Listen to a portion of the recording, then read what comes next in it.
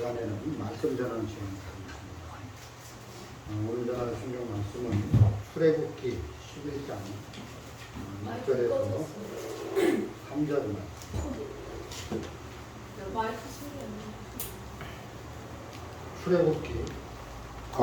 출애굽기 11장 1절에서 3절입니다.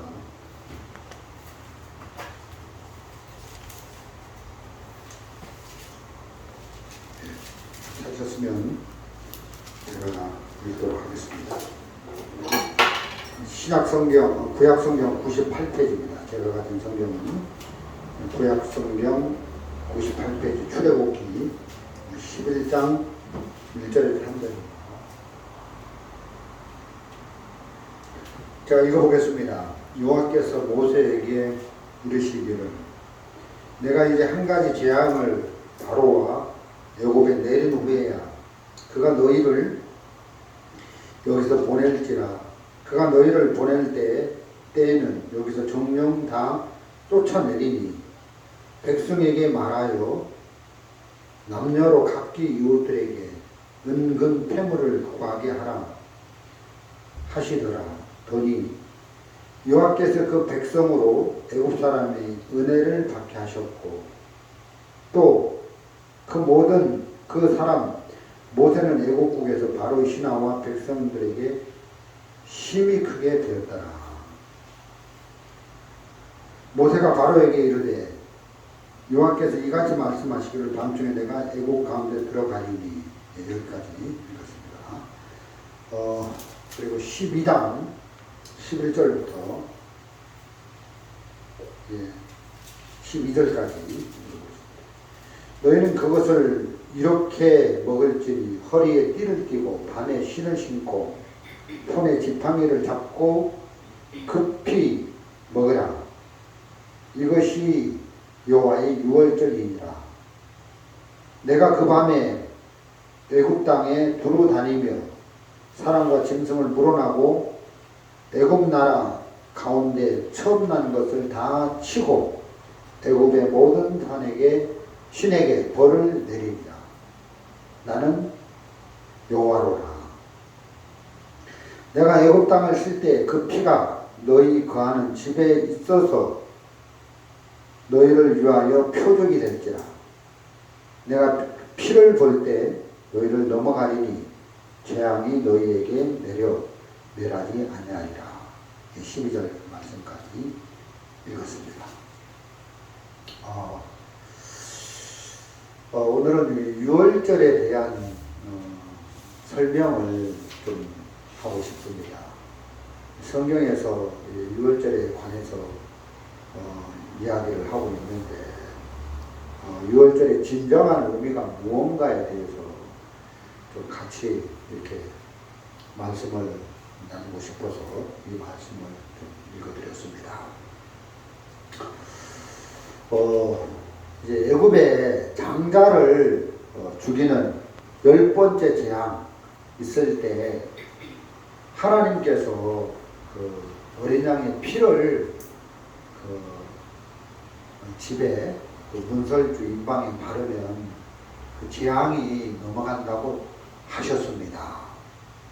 그래서 그 피를 바른 집은 이제 재앙이 넘어간 거죠.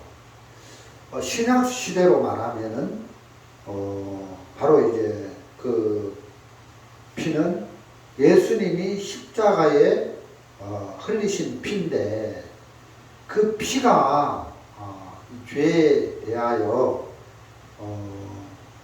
오는 모든 심판을 막아주는, 죄로 말미암는 재앙을 막아주는 일을 했다는 것이죠. 예수님의 피가 우리를 죄에서 벗어나게 하셨고 우리를 구원하셨다는 거예요. 그런데 진정한 유월절의 의미는 피를 바르는 거기서 끝나야 되는 게 아니라 이렇게 피를 바르고 난 이후에 애굽에서 벗어나야 된다는 거죠. 애굽에서 나와야 된다는 거예요. 그래서 애굽에서 나와서 광야에서 이제 하나님을 섬길 수 있도록 거기까지 애굽에서 건져내기 위하여 하나님이 그 장자를 죽이는 그 재앙을 내릴 때 피를 바르라고 하신 거예요. 신학에 와서는 예수님이 십자가에서 피를 흘려서 우리 죄를 없이해 놓고 우리를 죄사함 받고 나 이제 구원 받았다. 나 이제 지옥 안 간다. 나 이제 구원 받았으니까 됐다. 거기에서 머물러 버리면 진정한 유월절의 의미가 아니라는 거죠. 예수님이 십자가에서 2000년 전에 피를 흘리고 우리를 죄에서 건져서 구원하신 진정한 목적은 갈라디아서 1장 4절에 보면 잘 나와 있습니다. 우리 갈라디아서 1장 4절 한번 보겠습니다. 그냥 성경 갈라디아서 1장 4절입니다. 제가 읽어보겠습니다. 그리스도께서 하나님 곧 우리 아버지의 뜻을 따라 이 악한 세대에서 우리를 건지시려고 우리 죄를 위하여 자기 몸을 들이셨으니, 예수님이 십자가에 우리 죄를 위하여 자기 몸을 드린 이유가 나 죄사함 받았어. 예수님 2000년 전에 십자가에 피를 흘려서 그 보혈로 모든 죄를 씻음받고 나 이제 심판이 없어. 나 이제 벌 안 받아. 나 이제 지옥 안 가. 거기에서 머물러 버리면 그것은 진정한 십자가의 보혈의 의미가 아니라는 거예요. 우리를 죄사함을 통해서 우리를 재앙에서 건져내신 진정한 목적은 이 말씀의 근거에서 이 악한 세대에서 우리를 건지시려고 이 악한 시대에서 우리를 건져내기 위하여 예수님이 십자가에서 피 흘려 돌아가셨다는 거예요. 거기까지 이르러야 십자가의 보혈의 진정한 의미가 있는 거죠.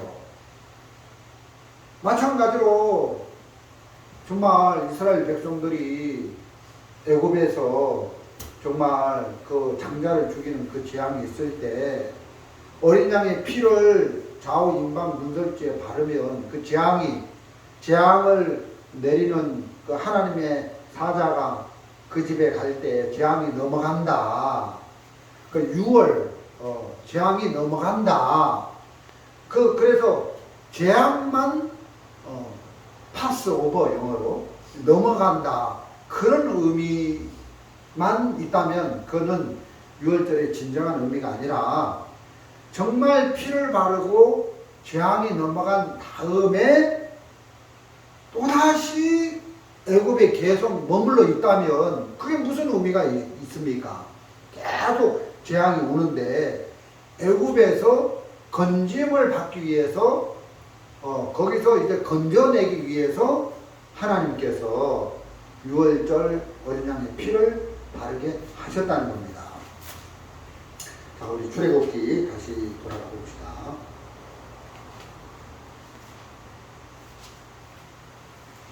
출애굽기 11장 1절 보겠습니다. 여호와께서 모세에게 이르시기를 내가 이제 한 가지 재앙을 바로와 애굽에 내린 후에야 그가 너희를 여기서 보낼지라. 그가 너희를 보낼 때에는 여기서 정령 다 쫓아내리니. 자, 여기 보면은 그가 너희를 여기서 보낼지라 했는데, 그러면 우리가 한 가지 알아야 되는 게 있는데, 우리가 이 악한 세대에서 건짐을 받는 게 아니라는 거죠. 우리가 우리의 어떤 열정으로, 우리의 의지로, 우리의 노력으로 이 악한 세대에서 벗어나는 게 아니라 마치 이런 거죠. 2000년 전에 예수님이 십자가에 피를 흘리고 돌아가셨는데 그 피가 나의 모든 죄를 씻으신 거예요. 다시 말하면 내가 내 죄를 씻은 게 아니라 예수님의 공로가, 예수님의 능력이 나를 죄에서 벗어나게 한 것처럼 이 악한 세대에서 우리가 건짐을 받는 것도 내 어떤 힘에 의해서가 아니라 예수님이 능력이, 예수님의 공로가 우리를 악한 세대에서 나오게 했다는 거예요. 그러면 이스라엘 백성들이 애굽에서 건짐을 받는 것도 마찬가지라는 거죠. 그들이 스스로 그들의 어떤 열정으로, 그들의 의지로 애굽에서 나오는 게 아니라 하나님이 그 이스라엘 백성들을 애굽에서, 바로에서 건져내 주시는 거예요. 그래서 11절에 보면은, 11장 1절에 보면은 바로가 그가 너희를 여기서 보낼지라, 그가 너희를 보낼 때에는 여기서 정령 다 쫓아내리니. 그러니까 이스라엘 백성들이 애굽에 머물러 있고 싶어도 안 되는 것이 이스라엘 백성들을 계속 애굽에 머물러 두니까 애굽의 재앙이, 하나님께서 애굽의 재앙을 계속 내리는 거라.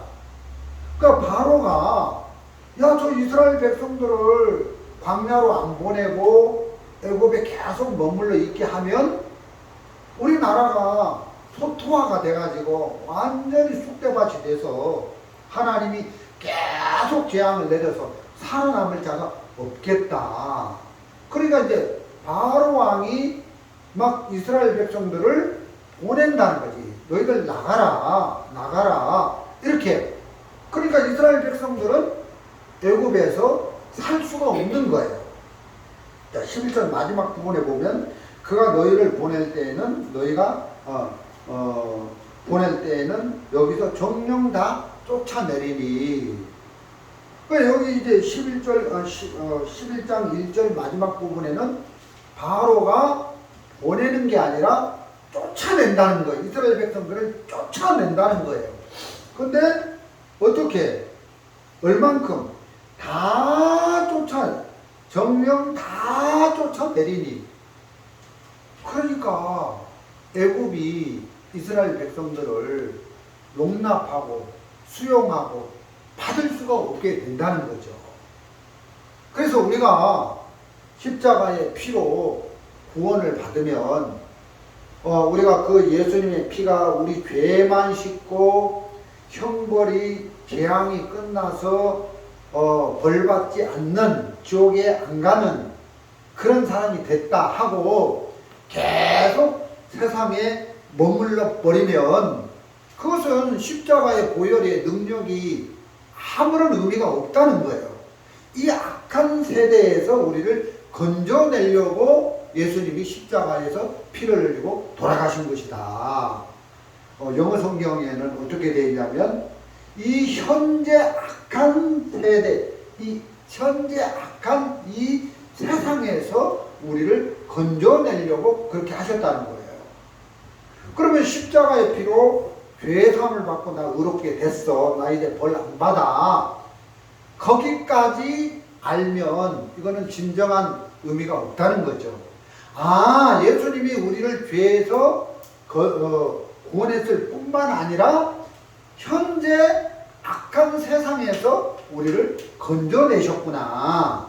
그래서 우리를 하나님의 나라로, 하나님의 세계로 옮겼구나.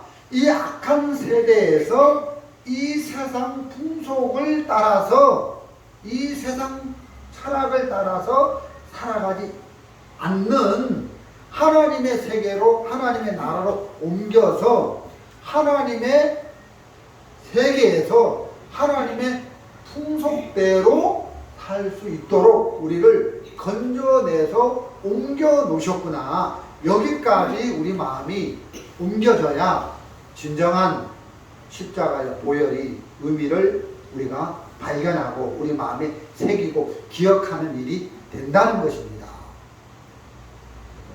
나는 애굽에 그 재앙이 올 때 피를 발라서 이제 재앙이 넘어갔어 하고 계속 애굽에 머물러 있으면 그게 무슨 의미가, 피바름의 의미가 되겠냐는 것입니다. 그건 아무런 의미가 안 되는 거예요.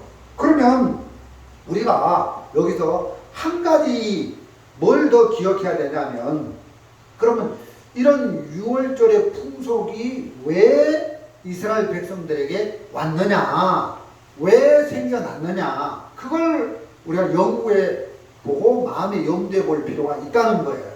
자, 10가지 애굽에 처음 난 짐승이든 사람이든 장자를 죽이는 그 재앙 때 피를 바르면 파스오버 넘어가는데 그게 6월인데 그 전에 5가지 재앙이 한 그 10가지 재앙 전에 중간에 바로가 모세를 불러가지고 타협을 했어요.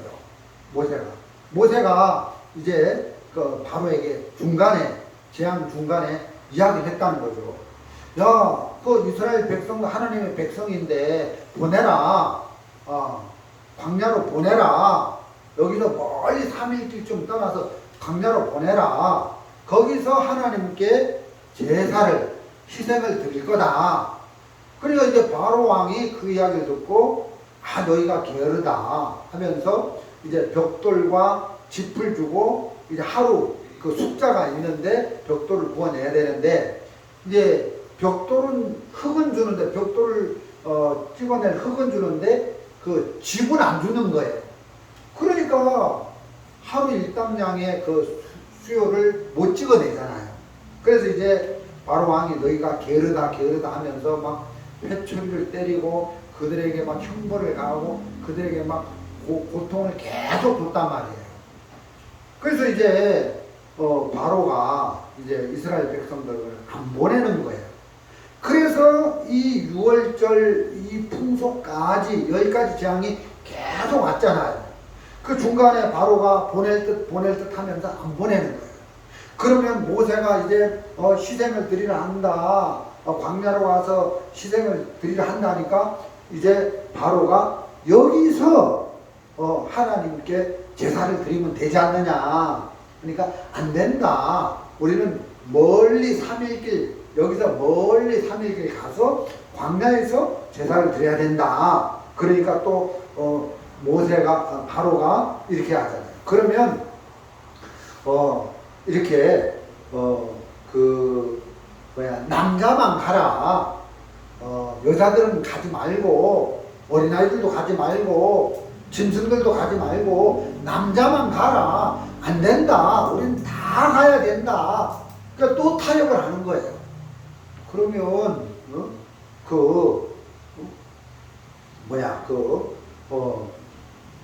사람은 가되 짐승은 남겨라.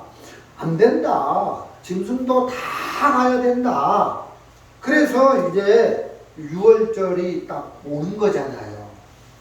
그래 이제 6월절 피를 바르고 재앙이 넘어갔는데 이제 그 애굽에 계속 머물러 있으면 말이 안 되는 거죠. 애굽에 계속 머물러 있으면 그것은 이미 바로가 타협을 했어요.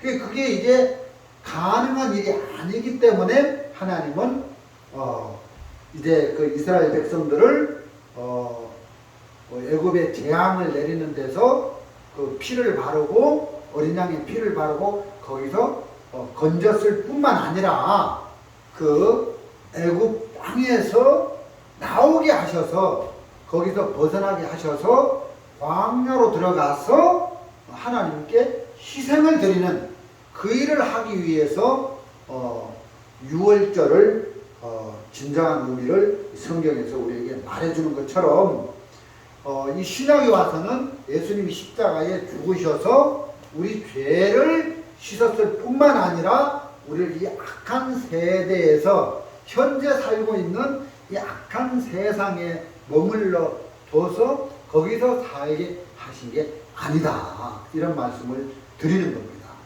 그럼 우리는 이런 생각을 하죠. 나 죄산 받고 구원 받았어. 그러니까 이제 나에게는 이제 저주가 없고 재앙이 없어. 그런데 나는 이 세상이 너무 좋아.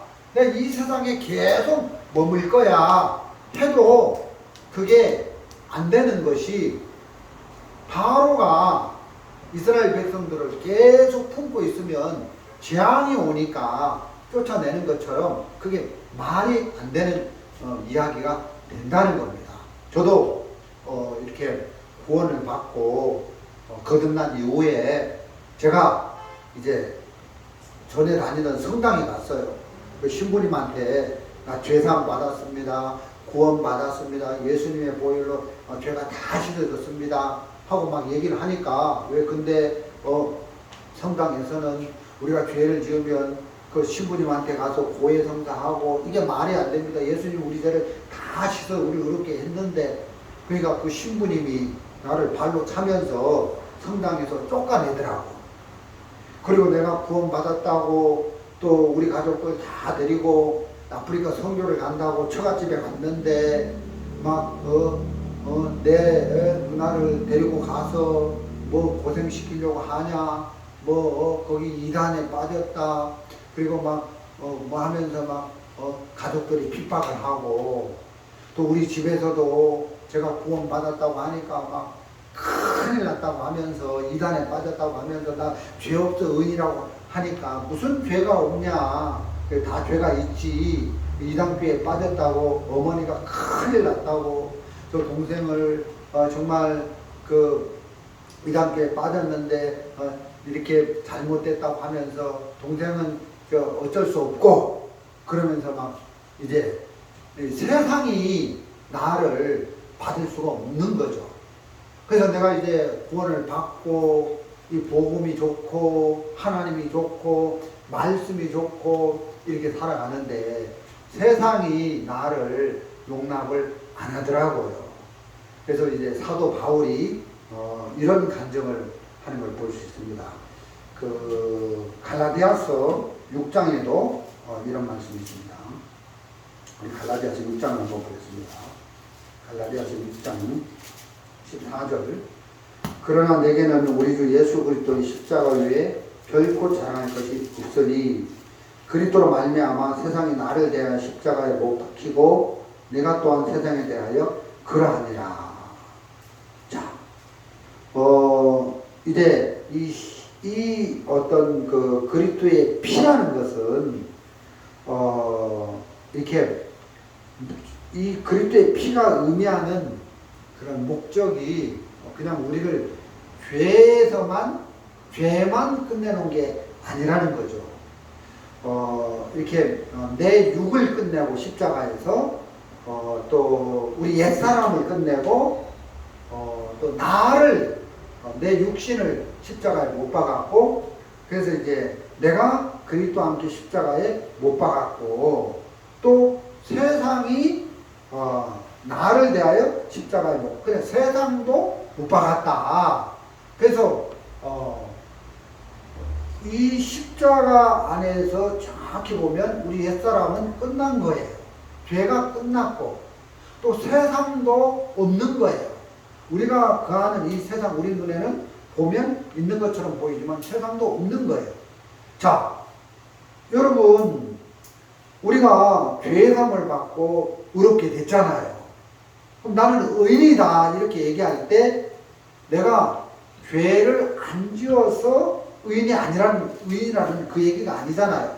내가 죄를 짓지만 십자가의 공로로 예수님이 내 죄에 대해서 형벌을 받아서 나를 의롭게 만들어 놨기 때문에 나는 의인이다. 우리가 이렇게 말하는 것처럼 우리가 이 세상에 살지만 우리 눈으로 볼 때는 내가 이 세상에 사는 것처럼 보이지만 하나님의 말씀의 눈으로 볼 때는 우리는 이 세상에서 건짐을 받고 하나님의 세계로, 하나님의 나라로 옮겨진 사람들이라는 거죠. 그래서 우리가 보는 그 시각으로 봐야 되는 게 아니라 말씀의 시각으로 봐야 된다는 것입니다. 자, 6월절 그 어린 양의 피가 문설주에 발라질 때 재앙만 넘어간 게 아니라는 거죠. 장자를 죽이는 재앙만 내먹은 게 아니라 그 피를 안 바른 집은 장자를 다 죽였는데 우리 오늘 읽은 출애굽기 12장 12절 한번 보겠습니다. 내가 그 밤에 애굽 땅에 두루 다니며 사람과 짐승을 물어나고 애굽 나라 가운데 처음 난 것을 다 치고 애굽의 모든 신에게 벌을 내리리라. 나는 여호와구나. 우리가 또 한 가지 기억해야 될 것이 있는데 어린 양의 피가 발려졌는데 이 어린 양의 피가 발려지면서 이제 이 어린 양의 피가 안 발라진 집에는 어떤 일이 일어났냐면 장자를 쳐 죽이는 일을 했다는 거죠. 그리고 장자를 쳐 죽였을 뿐만 아니라 애굽의 모든 신에게 벌을 내렸다.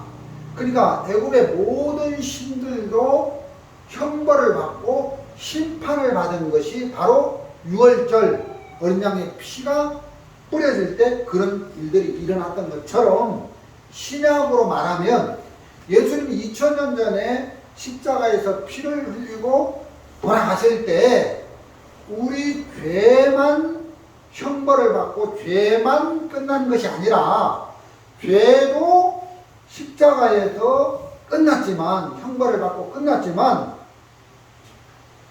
마귀도 이 세상신인 마귀도 형벌을 받고 마귀도 박살을 낸 곳이 십자가의 보혈이라는 것입니다. 십자가라는 것입니다. 그러니까 이 십자가에서 죄가 끝났고 또 마귀가 형벌받은 장소고 또 내 육신이 완전히 이제 제거되는 장소고 이런 일들을 십자가에서 우리 예수님이 해 놓으셨다는 것입니다. 그래서 예수님과 함께 내가 십자가에 못 박혀 죽었을 뿐만 아니라 내 육신이 우리 옛사람이 십자가에서 끝났고 예수님 부활하실 때 우리도 새로운 피조물로 예수님에게 속한 상태로 태어나게 됐다.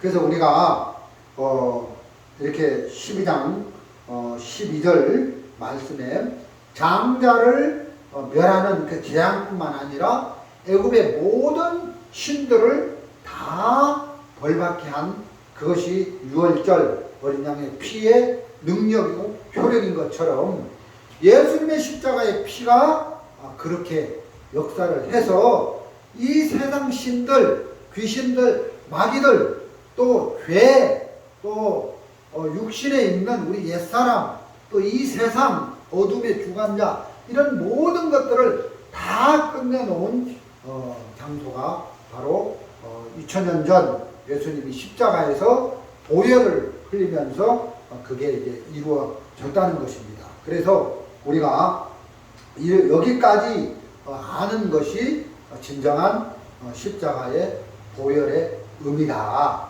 십자가의 목적이다. 그냥 단순히 나 죄사함 받았어. 나 이제 구원 받았으니까 형벌 안 받고 저주 안 받고 재앙 안 받아. 그러면서 우리가 내 멋대로 막 세상에 푹 빠져서 이렇게 사는 게 아니라는 것입니다. 그래서 정말 이런 은혜를 우리가 입을 수 있어서 너무 감사하고 또 13절에 보면 내가 애굽 땅을 쓸 때에 그 피가 너희 거하는 집에 있어서 너희를 위하여 표적이 될지라 했는데 이 표적 그 애굽 땅을 쓸 때 그 피가 너희 거하는 집에 있어서 너희를 위하여 표적이 될지라 내가 피를 볼 때 너희를 넘어가리라 했는데 그러면 장자를 죽이는 이 재앙이 애굽 전역에 일어날 때에 하나님이 어떤 집에는 이런 재앙을 당하는 이 재앙에서 벗어나게 했는데 그게 뭐냐면 피를 볼 때 그 어린 양의 피가 그 문설주 좌우 임방에 발라졌는데 그 피를 보면 그 피가 표적이 돼서 재앙이 넘어갔다는 거예요. 심판이 넘어갔다는 거예요. 장자를 죽이는 그 저주가 넘어갔다는 거예요. 마치 이런 거죠. 그 기생나합이 성 중에 그 창문을 열어놓고 붉은 줄을 내려놓잖아요. 근데 그 붉은 줄이 표적이 되는 거예요. 증거가 되는 거예요. 그래서 이스라엘 백성들이 여리고성을 침공해서 쳐들어올 때, 멸하기위해서 쳐들어올 때 그 붉은 줄이 붙은 집에는 그 재앙이 넘어가리라 이렇게 말씀하셨는데, 그럼 신약에 와서는 하나님이 어떤 증거, 어떤 표적, 어떤 표를 보고 우리에게 오는 재앙을 넘어가게 하시냐면 피가 아니라는 거예요. 꼭 2000년 전에 예수님이 십자가에 돌아가셨는데 그 예수님이 2000년 전에 흘리신 피를 지금 어디서 구할 수 있고, 꼭 불가능하죠. 또 그 피를 또 바를 수도 없고 구할 수도 없고, 그러면 이 신약에는 우리가 재앙에서 저주에서 건짐을 받는 표가 뭐냐 하면은 믿음이라는 거예요. 어떤 믿음? 하나님의 말씀을 믿는 믿음이 우리를 거기서 건져내 주신다는 것입니다. 여러분, 예를 들면 이런 거죠. 우리가 구원받을 때 어떻게 구원을 받았습니까? 2000년 전 예수님이 십자가에서 흘리신 피가 내 죄를 다 씻어서 나를 온전케 하셨어 하고, 예수님의 말씀을 믿는 믿음이 구원받는 표징이 된 거죠. 그 구원받는 표가 된 거죠.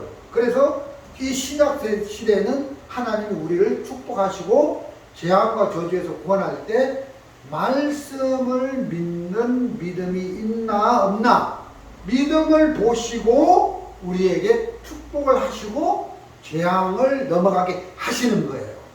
그럼 우리가 정말 우리가 이 세상에서 건짐을 받았다는 것도 어떻게 알 수 있습니까?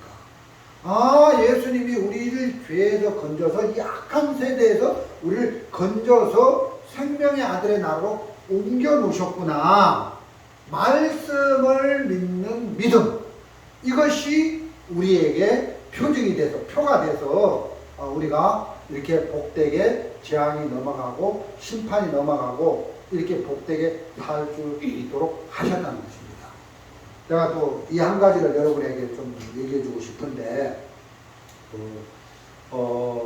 오리 새끼하고 병아리가 같이 이렇게 길을 가다가 큰 물 웅덩이를 만났어요.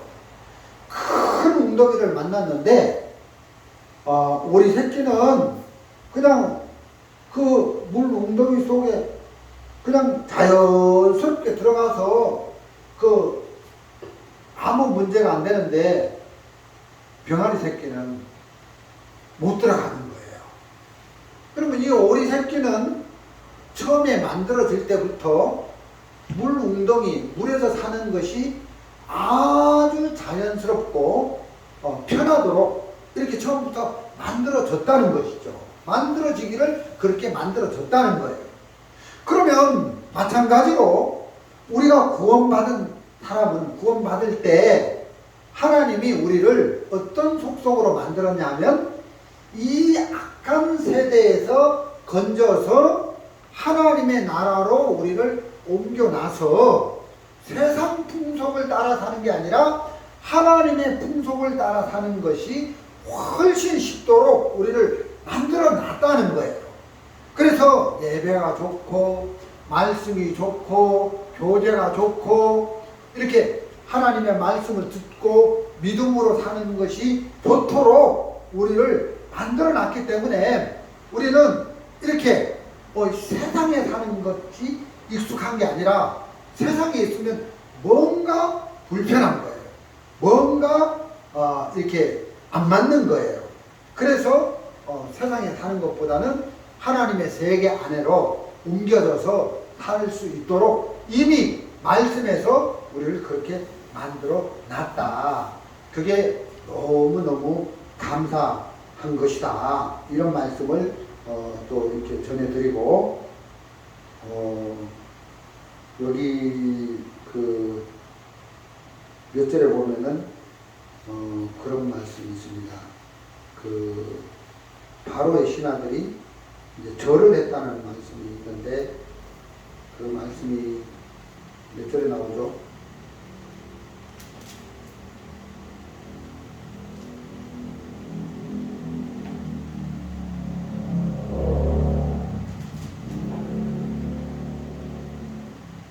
백성이 머리 숙여 경배하니라. 응?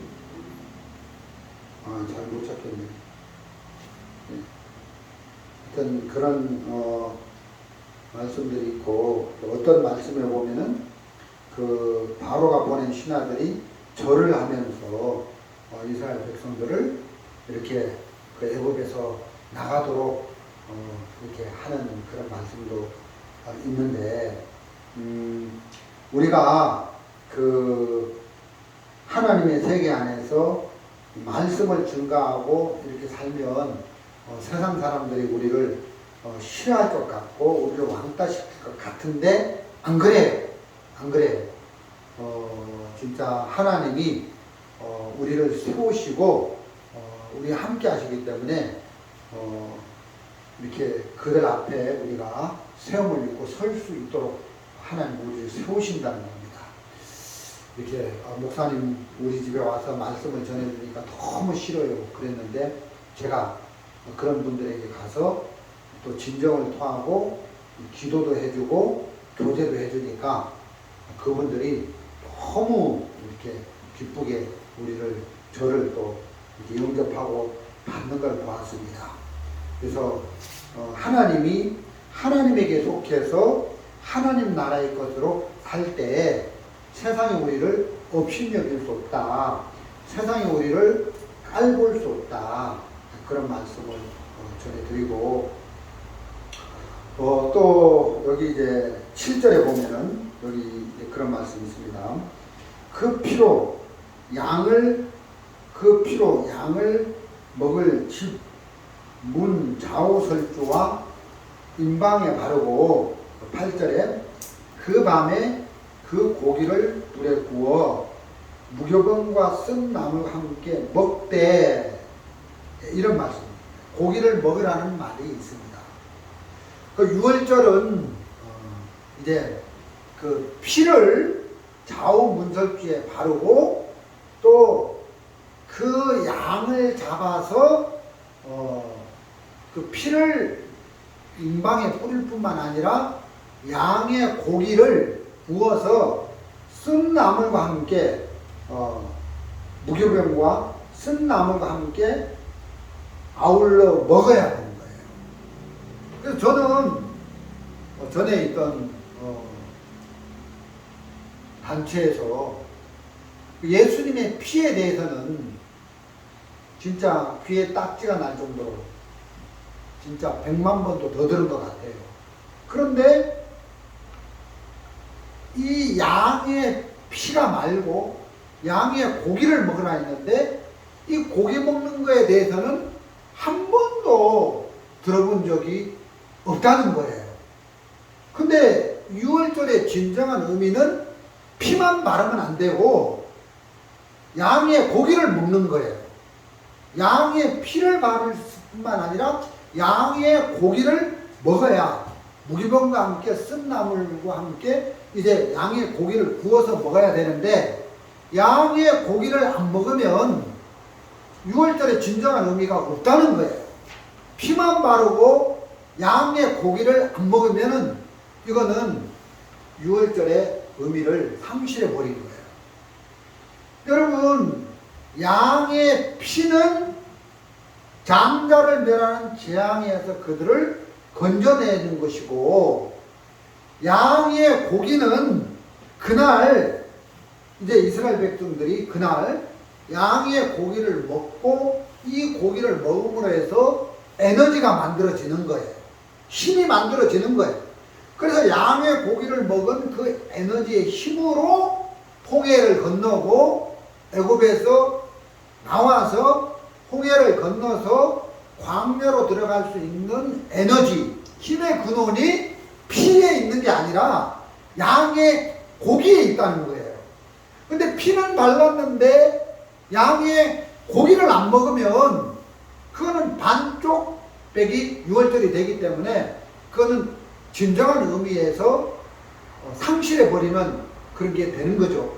저는 전에 있던 단체에서 이 유월절 어린 양의 피에 대한 이야기는 진짜 10,000번도 더 설교를 들었는데 어린 양의 고기를 먹는 그 의미를 전혀 알지를 못했어요. 근데 피도 발라야 되고 양의 고기도 먹어야 된다는 것이에요. 예수님이 이런 말씀을 하셨습니다. 내 피와 살을 먹지 않는 자는 그러니까 내 피와 살을 먹어라, 이런 말씀을 하신 적이 있는데, 이제 피는 십자가에서 흘리신 예수님 보혈을 의미하고 어린 양의 피는, 또 예수님의 양의 고기는 예수님이 십자가에서 지키신 그 살, 몸을 말하는데 예수님의 살을 먹어라, 예수님의 고기를 먹어라. 우리가 어떻게 예수님의 고기를 먹습니까? 그걸 영적으로 말하면 예수님의 피도 죄를 씻어주는 복음의 말씀이 되고, 또 예수님의 그 살도 말씀이라는 거죠. 우리를 살리는 에너지 역할을 하는 말씀을 먹어라. 그러니까 피도 말씀을 의미하고 살도 말씀을 의미하는 거예요.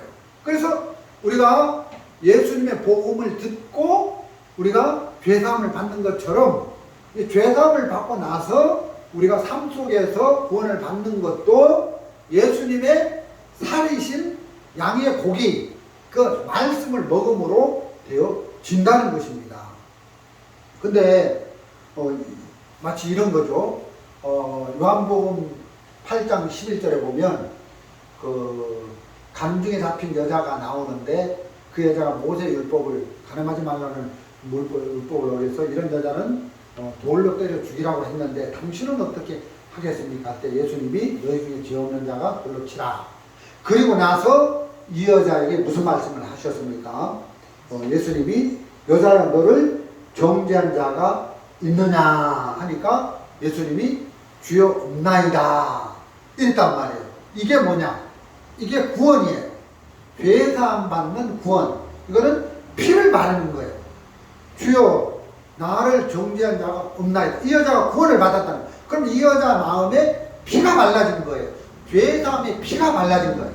그리고 나서 그걸로 끝나는 게 아니라 나도 너를 정죄하지 않으니, 여기까지가 이제 구원인데, 나도 너를 정죄하지 않으니, 이게 이제 예수님의 피를 그 여자의 마음에 믿음으로 바르는, 이 피를 바르는 유월절이죠. 그런데 이제 다시 무슨 얘기를 합니까? 다시는 가서 죄를 짓지 말라. 이게 뭐냐면은 양의 고기를 먹는 거예요. 양의 고기를 먹는 거예요. 예수님의 살을 먹는 거죠. 근데 우리는 전에 있던 종교단체 다니면서 나도 너를 정죄하지 아니하노니, 여기까지는 알아요. 여기까지는 알아요. 그래서 로마서 8장 1절에도 보면 그러므로 예수 그리스도 안에 있는 자에게는 결코 정죄함이 없나니, 모든 죄를 예수님이 다 십자가에서 그 예수님이 흘리신 피의 능력으로 우리가 죄사함을 받았다. 그래서 예수님, 우리는 어떤 죄에 대한 심판을 받지 않는다. 여기까지는 아는데 다시 가서 죄를 짓지 말라. 이거는, 이런 설교는 한 번도 들어본 적이 없다는 거죠. 그건 왜 그러냐? 그 단체에서는 이 부분은 해석을 못하는 거예요. 해석을. 여러분, 예수님이 간음증에 잡힌 여자 보고 다시는 가서 죄를 짓지 말라고 할 때는 이 여자 보고 죄를 짓지 말라고 하신 게 아니고, 예수님 당신이 이 여자에게 살이 돼서 에너지가 돼서 능력이 돼서 죄를 짓지 않도록 해 주시겠다는 거예요. 그 예수님의 살, 양의 고기를 먹으면 그 고기가 이스라엘 백성들에게 에너지, 힘을 만들어서 홍해를 건너고 광야 3일 길을 걸을 수 있는 능력의 에너지를 만들어내는 것처럼 구원을 받고 난 이후에 예수님을 먹으면, 살이신 예수님을 먹으면, 예수님을 먹는다, 뭐 예수님을 어떻게 먹습니까? 그 살이신 예수님을 먹는다는 것은 말씀을 먹는 걸 말하는 거예요. 그 말씀을 먹으면 그 말씀이 우리로 하여금 죄를 이기게 하고, 그 말씀이 우리로 하여금 마귀를 이기게 하고, 그 말씀이 우리로 하여금 세상을 이기게 한다는 거예요.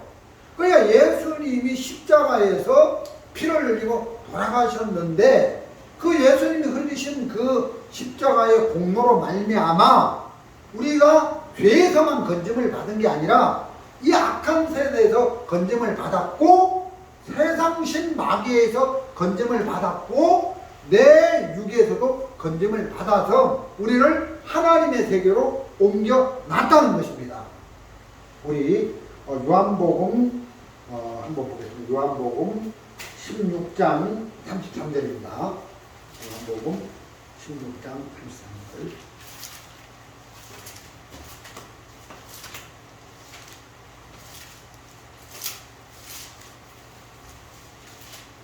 요한복음 16장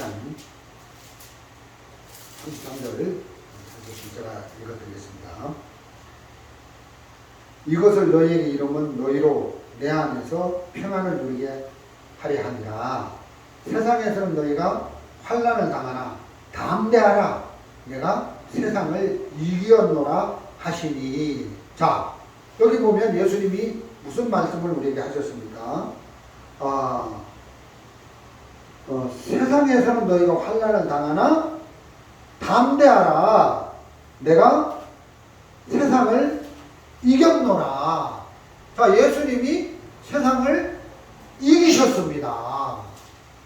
이 메시지 속에는 무슨 말씀이 함축되어져 있냐면, 우리도 똑같이 예수님이 세상을 이긴 것처럼 우리도 세상을 이긴다. 그 말씀을 여기다가 함축해 놓고 있는 거라는 거예요. 자, 여러분, 왜 그러냐면, 예를 들어서 한번 생각해 봅시다. 예수님이 십자가에 돌아가실 때 예수님만 십자가에 못 박혀 돌아가신 게 아니라 우리 옛사람도 십자가에 같이 장사됐다고 성경은 말합니다. 죄만 끝내놓은 게 아니라 죄도 끝냈고 우리 옛사람도 끝내놨어요. 그럼 예수님 부활하실 때 예수님만 부활한 게 아니라 우리도 같이 함께 부활이 돼서 새로운 피조물이 돼서 새 생명 가운데 거하게 됐다는 거예요. 그 예수님과 함께 새 생명 가운데 부활했기 때문에 예수님이 세상을 이겼다는 것은 우리도 세상을 이긴다는 거예요. 우리가 예수님 안에 있고 예수님 우리 안에 있으니까 그 예수님의 능력, 그 예수님의 고기를 먹으면 그것이 에너지가 돼서 그 힘으로 우리가 세상을 이긴다. 우리가 어둠을 이긴다. 우리가 환난을 이긴다. 이런 메시지가 되는 거죠. 자, 여러분 생각해 보십시오. 사도 바울이 복음을 전하다가 환난을 당했습니다. 사도 바울이 복음을 전하다가 감옥에도 들어갔습니다. 근데 사도 바울은 어떤 핍박, 어떤 박해, 어떤 환난이 와도 그거에 넘어지지 않고 이기더라고요. 감옥에 들어가도 거기에 넘어지지 않고 이기더라는 거예요. 나는 우리 작은 딸이 참 좀 한 가지 바람이 있는데, 아빠가 작은 딸을 어렵게 했다. 그렇게 칩시다. 그래서 아빠가 공격을 해서 그 환난을 당해가지고 어려운데 어제 방문 열고 들어가 보니까 자빠져 뻗어 있더라고. 왜 그런 어려움에 당하냐? 당당하게 나와서 아빠!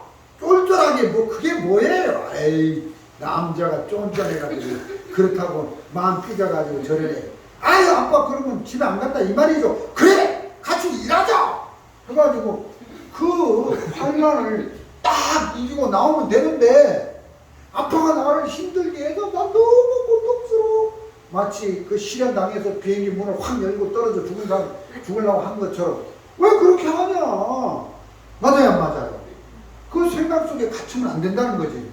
호주에 있을 때 막 어딜 갔는데 누나하고 막 또 언니하고 또 직장을 해야 되는데 안 되니까 막 둘이 막 한번 우리가 줌으로 미팅 가지는데 늘 같이 하는데 성룡이는 저 방에 갈 거고 주영이는 저 방에 갈 거고 왜 그러냐? 그건 진가 아니냐? 어떤 문제에 어떤 슬픔에 어떤 절망에 어떤 사고에 어떤 어려움이 왔을 때 우리가 거기에 빠져들어간 것이다. 이렇게밖에 볼 수 없잖아요.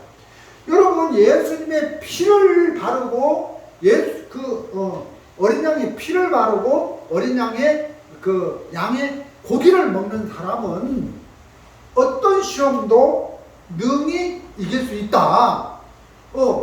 어린 양의 피를 문설주에 발랐는데 그날 이제 애굽에서 나와야 되는데 양의 고기를 안 먹는 거예요. 그러면 홍해를 건널 수 있는 힘이 없기 때문에 에너지가 안 만들어지기 때문에 애굽에서 나올 수 없다는 거예요. 그래 예수님의 피가 우리 죄를 씻었다. 우리 영혼이 온전하다 하고 그 예수님의 살이신 어린 양이신 고기를 안 먹어버리면 우리는 아무런 능력이 없는 에너지가 없는 무의미한 삶을 살 수밖에 없다는 것입니다. 자 여러분 여기 히브리서에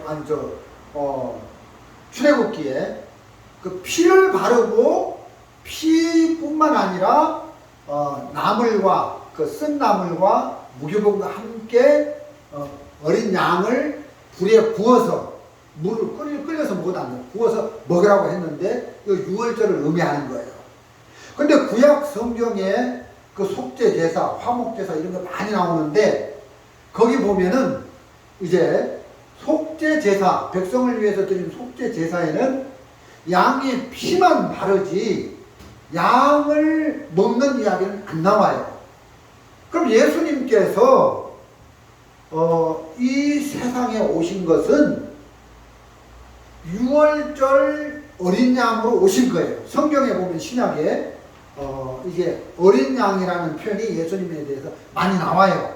또 구약 성경에도 예수님을 양으로 표현하는 얘기가 많이 나와요.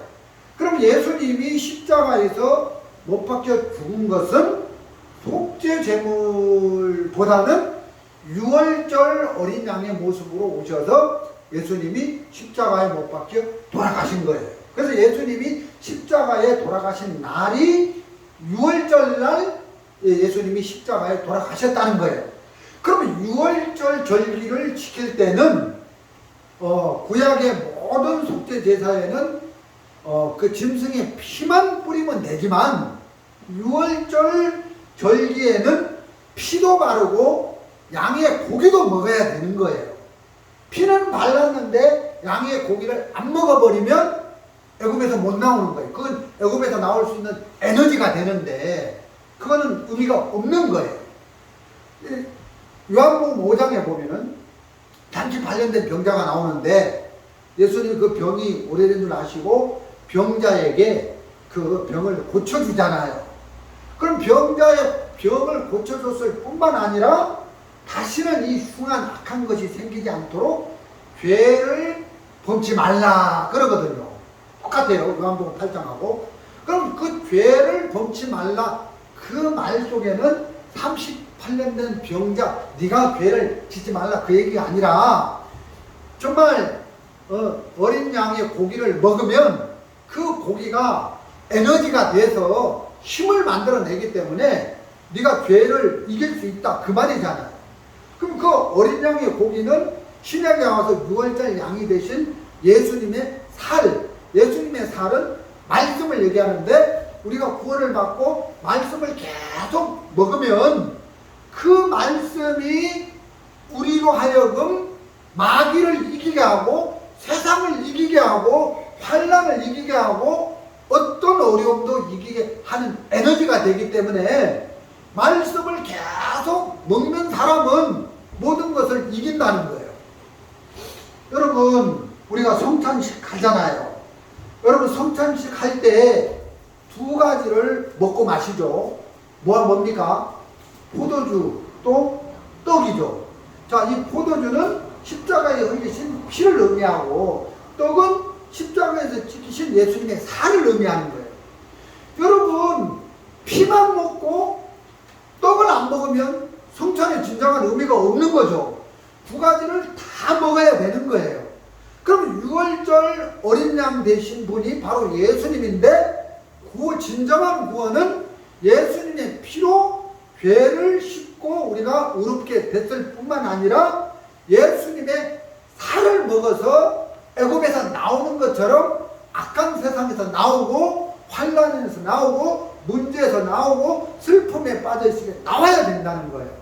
그게 없다면 이거는 반쪽 빼기 구원이 되는 거예요.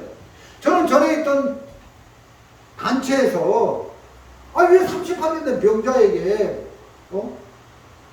이제는 일어나 자리 들고 걸어가라, 그 설교는 많이 들었는데 다시는 더 악한 이 병이 죄를 짓지 말라, 이게 안 풀어졌어요. 이게 뭔 의미인가? 요한복음 8장에 간음하지 말라 했는데, 간음을 했는데 너를 정죄한 자가 어디 있느냐 했는데 죄 없나이다. 예수님이 나도 너를 정죄하지 아니하노라, 구원을 받았다. 여기까지밖에 설교를 못 들었어요. 다시는 죄를 범치 말라. 이게 해석이 안 되니까, 성경을 모르니까 그런 거잖아요.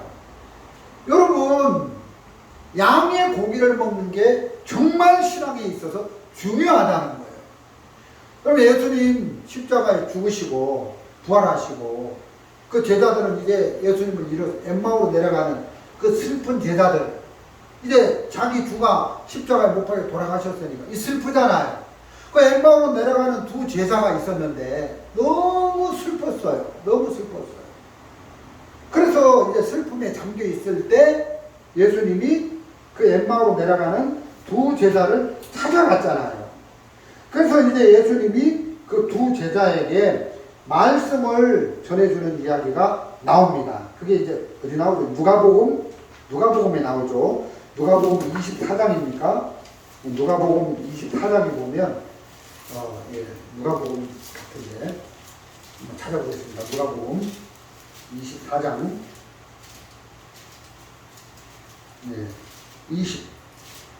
25절입니다. 가라사리 밀어나고 선지자들의 말하는 모든 것을 마음에 더디 믿는 자들이여 하면서 이제 그 슬픔 속에 빠진 제자들에게 예수님이 직접 가셔 너희들이 지금 말한 구약성에 말한 구세주가 나다 이렇게 하고 부활했다 직접 설명하는 게 아니라 성경을 가지고 이제 구약에서 시작해서 선지자가 말한 모든 것을 마음에 더디 믿는 자에 하면서 이제 예수님이 이제 성경을 가져가지고 27절에 이에 모세와 및 모든 선지자의 글로 시작하여 모든 성경에 쓴 바 자기에 관한 것을 자세히 설명하니라. 이제 양의 고기를 먹이는 거죠. 말씀을 슬픔에 빠진 제자들에게 먹이는 거죠. 그래서 성경에 쓴 바 자기에 관한 것을 자세히 설명하더라. 그래서 이 슬픔에 빠진 제자들에게 말씀을 계속 먹이는, 그 양의 고기를 계속 먹이는 그런 일을 예수님이 하시는 걸 볼 수가 있다는 거죠. 그래서 말씀이 제자들에게 슬픔에 빠진 엠마오 마을로 내려가는 두 제자에게 말씀이 계속 공급이 되니까 거기서 벗어나고 슬픔에서 건짐을 받게 되더라고요. 자, 그렇다면 우리가 죄사함을 받았는데, 예수님의 보혈로 죄사함을 받았는데 우리가 막 어려워, 막 우리가 막 힘들어, 우리가 막 슬픔에 빠져, 그것은 고기를 먹지 않아서 그렇다. 즉, 출애굽 구약 성경으로 말하면 고기를 안 먹은, 신약으로 말하면 예수님의 살 대신 말씀을 안 먹어서 그렇다. 여러분, 우리가 예수님의 보혈로 죄사함을 받았을 뿐만 아니라 양의 고기를 먹는 이 신앙을 해야 되는 거예요. 그래서 말씀을 계속 먹으면 우리 마음에 믿음이 생기는 거잖아요. 그럼 말씀을 믿는 믿음이 생기면 그 말씀은 모든 걸 다 이기게 하는 거예요. 자, 여러분, 우리가 구원받을 때 어떻게 구원받았습니까? 예수님의 복음의 말씀을 들으니까 죄가 있어요, 없어요? 죄에서 벗어났잖아요. 그럼 나는 죄가 없어, 나는 온전해, 나는 이제 재앙을 안 받아, 저주를 안 받아, 나는 죄에서 벗어나 의인이 됐어, 영혼이 온전해, 거룩해, 이렇게 말을 할 때 그 근거가 어디에 있냐는 거예요. 우리는 복음의 말씀을 먹었다는 거예요. 먹었다는 것은 들어서 믿음으로 받아들였다는 거예요. 그러면 우리가 이 악한 세상에 살 때에 세상을 이기고 세상에서 승리하는 비법이 말씀을 듣고 그 말씀을 들으면서 믿음이 생기잖아요. 여러분, 믿음이 없다. 여러분, 우리에게 믿음이 없죠. 믿음은 예수님 안에 있는데, 그 말은 말씀 안에 믿음이 있는데, 그런 믿음은 말씀을 먹음으로 믿음이 생기는 거예요. 그래서 우리가 말씀을 먹을 필요가 있다는 거죠. 그 말씀을 먹으면 그 말씀이 에너지, 힘을 만들어내서 우리를 슬픔에서 나오게 하고 어려움에서 나오게 하고 문제에서 건져낸다는 거예요. 저도 슬픔에 빠질 때가 있습니다. 제가 목사지만 또 어려움 속에 빠질 때가 있어요. 뭐 당연하다, 여러분 이렇게 생각할지 모르겠습니다만, 슬픔에 빠지고 어려움 속에 빠지고 환난 속에 빠지는 이유가 어디 있느냐면 말씀이 없다는 거죠. 이 슬픔이나 어려움을 이길 수 있는 말씀이 없다는 거죠. 그럼 말씀이 없다는 것은 말씀을 안 먹는다는 거죠. 그럼 말씀을 안 먹었다는 것은 정확한 말씀을 듣지 못했다는 거예요. 여러분, 죄사함 못 받고 구원 못 받는 사람은 어떤 행위가 잘못된 게 아니라 복음의 말씀을 먹고 복음의 말씀을 듣고 믿음을 못 가지니까 죄사함을 못 받고 구원을 못 받는 것처럼 우리가 슬픔에 빠지고 문제에 빠지고 슬럼프에 빠져서 거기서 못 나오는 것은 말씀을 못 먹어서 그렇다. 그래서 이 말씀을 먹으면 문제에서 건짐을 받을 뿐만 아니라 죄에서 사함을 받을 뿐만 아니라 모든 어려운 환난에서 우리가 건짐을 받게 된다. 이런 말씀을 드리고 싶은 것입니다. 그래서 진정한 신앙은 두 가지가 되어야 된다. 정말 그 예수님의 피를 마음에 바르는 이 믿음, 또 예수님의 살을 예수님의 말씀을 마음에 흡수하는 이 믿음. 그래서 우리가 세상을 이기려면 또 날마다 우리가 말씀을 상고하고 또 말씀을 흘러받고 또 말씀을 또 듣고 또 말씀을 확신하고 그런 믿음이 있는 거죠. 여러분, 내가 믿음이 있다, 그 말은 양의 고기를 먹었다는 거예요. 말씀을 먹었다는 거예요. 여러분, 말씀이 꽉 차 있는 사람은 어떤 어려움이 와도 흔들리지 않는 거예요. 예를 들어서 제가 작은딸하고 이렇게 부딪혀가지고 서로 복을 먹었습니다. 사단이 넣어준 슬픔에 빠졌습니다. 거기서 못 헤어나와. 그것은 말씀이 없으니까 그런 거예요. 근데 한 시간 그 슬럼프에 빠질 수 있어요. 2시간, 6시간, 12시간 하루 빠질 수 있어요. 근데 거기서 건짐을 받으려면 말씀이 와야 돼요. 그 들은 말씀을 흘러받는 거예요. 말씀을 생각하고. 그럼 말씀이 나를 어떤 슬럼프에서도 이겨낼 수 있는 힘, 에너지를 만들기 때문에 거기서 확 일어날 수 있는 거예요. 그래서 우리가 세상을 이기고 우리 가정이 어려움을 이기고 이렇게 승리할 수 있는 그 요소가 되는 거죠. 그래서 오늘 6월절 어린 양 이런 말씀을 전하면서 피를 발라서 재앙이 넘어가고 양의 고기를 먹어서 애굽에서 건짐을 받고 하나님의 세계로 옮겨져서 거기서 하나님을 섬기게 하시는 것처럼 우리가 피만 마음에 바르지 말고 예수님의 살, 말씀을 먹는 예수님의 말씀을 먹는 양의 고기를 먹는 삶을 날마다 사시면서 모든 환난에서 모든 슬픔에서 모든 어려움에서 승리하는 저와 여러분이 되시기를 바랍니다. 오늘 말씀은 여기까지 드리도록 하겠습니다.